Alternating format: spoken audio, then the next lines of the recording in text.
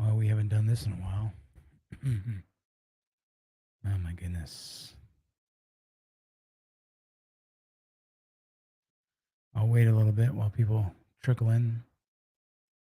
It's a little late. For you late bloomers.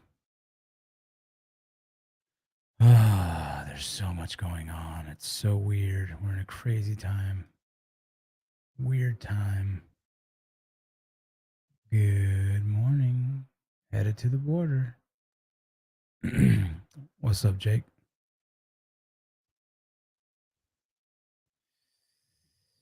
Uh, uh, uh, uh, uh, uh, uh. This is an interesting time right now. So people are asking me a lot. Martinez boxing team, nice. People are asking me a lot about it, and it's tough. I'll say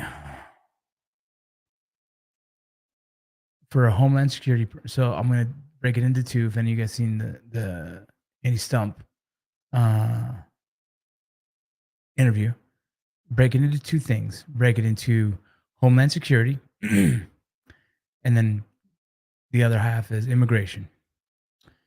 For Homeland Security purposes, this is bad. It's a what's up, dog? It's a very overwhelming thing. Yes, I was former border patrol agent. For immigration, it's not very good either. But it's hard. I guess that's kind of why I'm on here right now. I'm actually going to try and fly down to El Paso. I believe I'm going to pick El Paso over San Diego right now. RGV sector is another one I was thinking about headed to, but I'm probably going to fly into El Paso sometime tomorrow night to try and film and almost a version of journalism and show what's happening instead of making my opinions on it. I would say it's definitely a concern. Um, I want to, I just want to show the concerns that what it could be and the possibilities and the dangers it could have, but as well as, you know, I understand, I understand all aspects of it when it comes to like people seeking asylum and everything else. But the Title 42 thing is going to cause, it's causing a little bit of issues. And so I'm trying to figure out how to manage this whole thing. And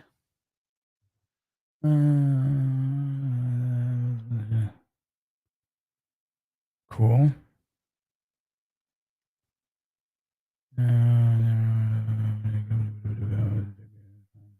Okay. So sorry, I just had an email. But yeah, so it's a tough position to be in. Nick Paz, what's up, dog? Yep, we're gonna go down there to I want to go talk to the deported veterans. That's something I want to do as well. Nick, where are you at? You're in San Diego area? Or are you in the Juarez area? Are you in the El Paso border? I'm trying to remember. I think it was is in the San Diego kind of border area. But if you're in the area that I'm thinking of going, if you're going to be towards the El Paso space, let's connect when I'm there. Um, yeah, there are also people from China, Iran, Russia, all those coming through the Mexican border. That's correct. That is absolutely correct. There's no lie in that. There's every country you can think of coming across through the Mexican borders. Yes, facts. So it's kind of tough. It's kind of tough. It's a weird time. So with Title 42 ending, I believe Thursday. Um, we're talking about Lene. We're talking about border patrol stuff and immigration and Title 42. I'm in Tijuana right now. Okay. With that ending, you're going to see a lot of influx. What I believe is happening, what you've seen is the huge influx of immigration on the borders, kind of like staging. And what I think is what they believe is that if they come across before it ends, they will be granted access to America and be given a notice to appear, right, or papers or their stamp, and that will allow them to be dropped off somewhere in the United States, and they will essentially have gained access to America as they wanted. So Am I going with a certain group? I'm going by myself. I'll be headed to the border, me and my partner, Mike. We're going there with whatever we pack, and we're gonna try and get some interviews. We're gonna try and just talk to people. We're gonna try and show it. Uh, I want to show the truth, and so I'm gonna try and do some kind of investigative journalism of my own, and so you guys can kind of see there's a heart to people coming here trying to get to America. At the same time, there's a concern, so I can see it from both lenses, and I'm going to try and express that to you guys. I'm going to try and show that to you guys, and hopefully, it's received well, because there's stuff on that border that is interesting. There's heartfelt shit. There's people really seeking asylum, right? There's people that really need help, and so I can see it from both lenses, and I'm going to try and present that to you guys. I don't know if any of you guys see my link I posted today. Facebook is kind of making it weird. They're kind of shutting it down a little bit, but if anyone has seen it, go ahead and post it in here.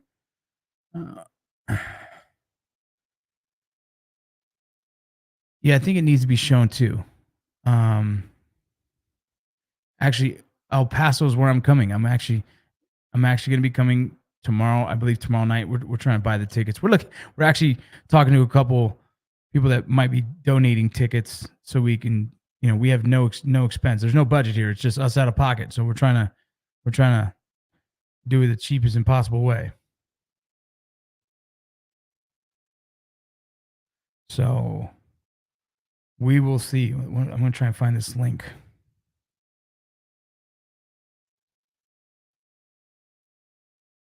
Where's the link? Anyone seen it? There it is. My man.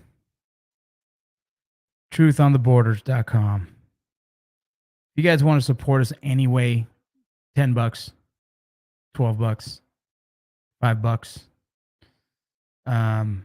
That's how you do it. Go to truthontheborders.com. You can donate it to the cause. We are doing it all out of pocket. It's kind of a wild way of doing things. We're just doing it. Yeah, man, kind of tripped out. Yep, there's Afghan refugees that are definitely flown to Mexico that are seeking asylum. That is true. There's a lot of that. All that is true. Both sides, I think there's the left and the right kind of throwing their things, but there's a lot of truth that happens. There is Mexicans, there is El Salvadorians, there is all the OTMs they call it, other than Mexicans, But there is the exotics, is what they call them. Is kind of how they're labeled, and those exotics can become a question of.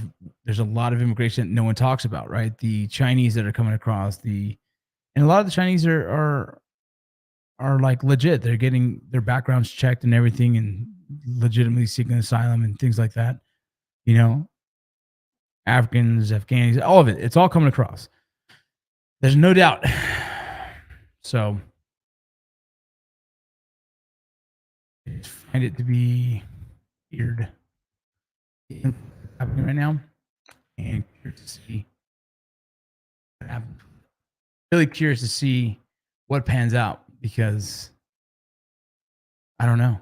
I want to be there when the law passes, and I want to see firsthand what happens, what's going to happen. Are they going to rush the border?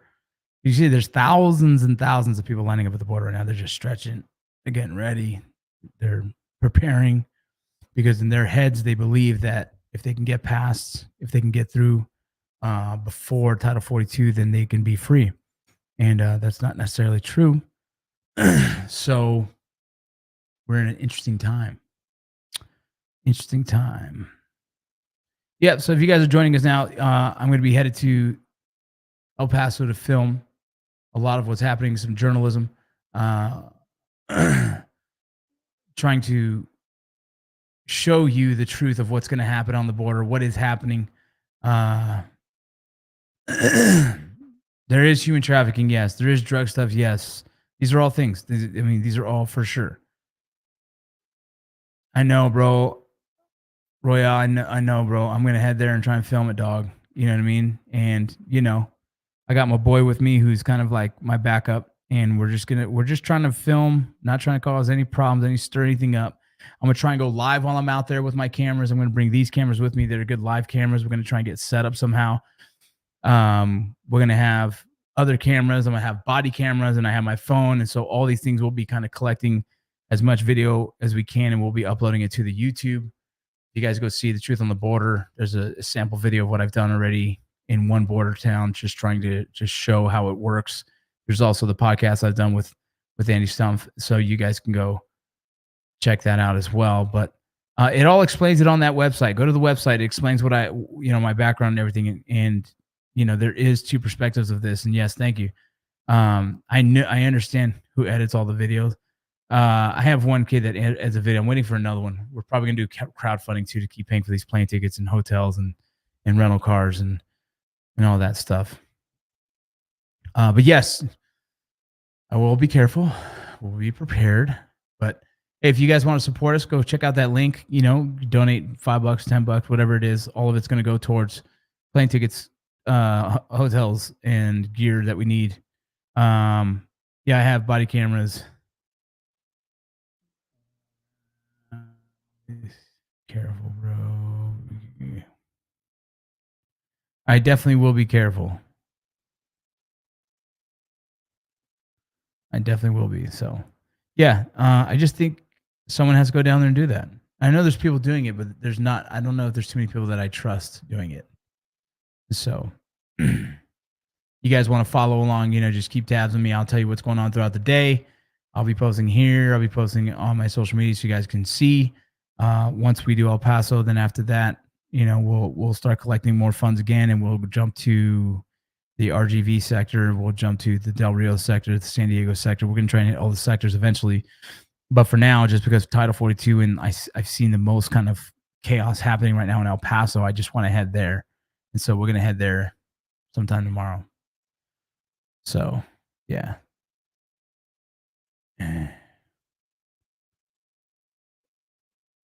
Yeah, hey, Kyle, go ahead and hit me up. I'm interested, I'm interested. So I'm going to try and do my best out there to do the right thing by everyone. The asylum process is people don't understand it, right? And if you're seeking asylum, you get the opportunity to present your case.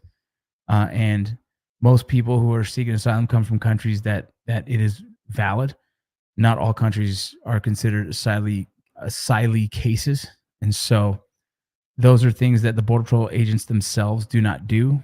They don't determine anyone's immigration status in the sense of their case, right? We don't determine that. What we do is we process them and hand them off to ICE, and from there they get sent to some kind of detention or whatever that's going to process them. But currently what they've been doing is they haven't been detaining them because it's a super influx. So what they've done is given them their papers.